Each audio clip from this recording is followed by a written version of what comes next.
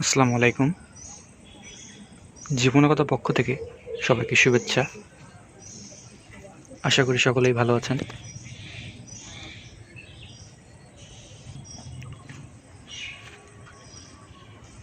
আমাদের বাড়ির পাশের শখের বাগানের কলা গাছ।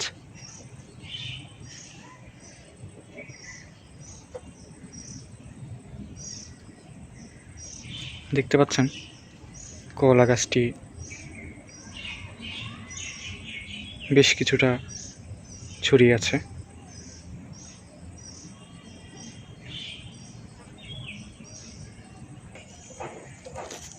এই করলা গাছে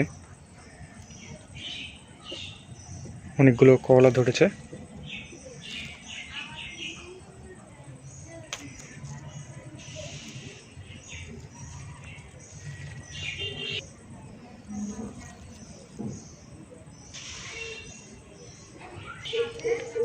আমরা ইতিমধ্যে এই গাছ থেকে কিছু করলা তুলে খেয়েছি।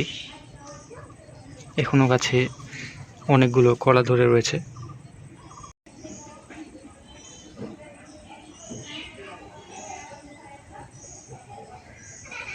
পুরো গাছ জুড়েই বিভিন্ন অংশে করলা ধরে রয়েছে।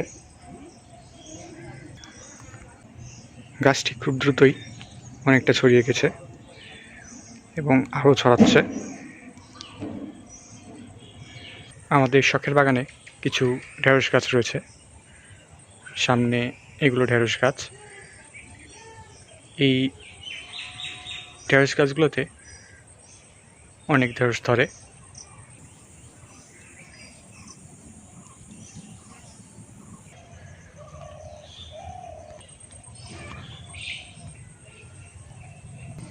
আমরা আমাদের শখের বাগান হতে দু একদিন পর পরই ঢেঁড়স তুলে খেতে পারি।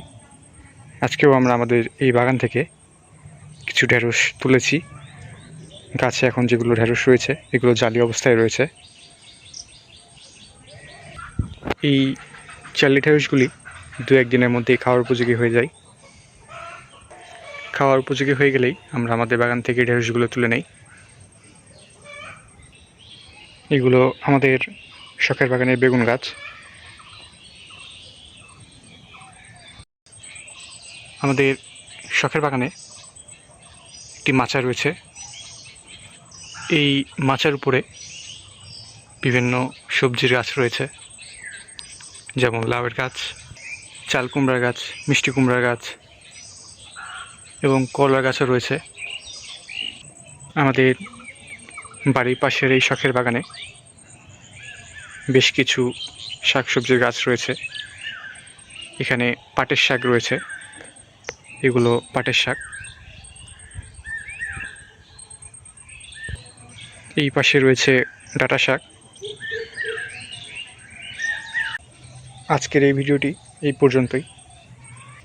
ভালো লাগলে অবশ্যই কমেন্ট করে জানাবেন এবং ভিডিওটি শেয়ার করার মাধ্যমে অন্যদেরকে দেখার সুযোগ করে দেবেন। আসসালামু আলাইকুম।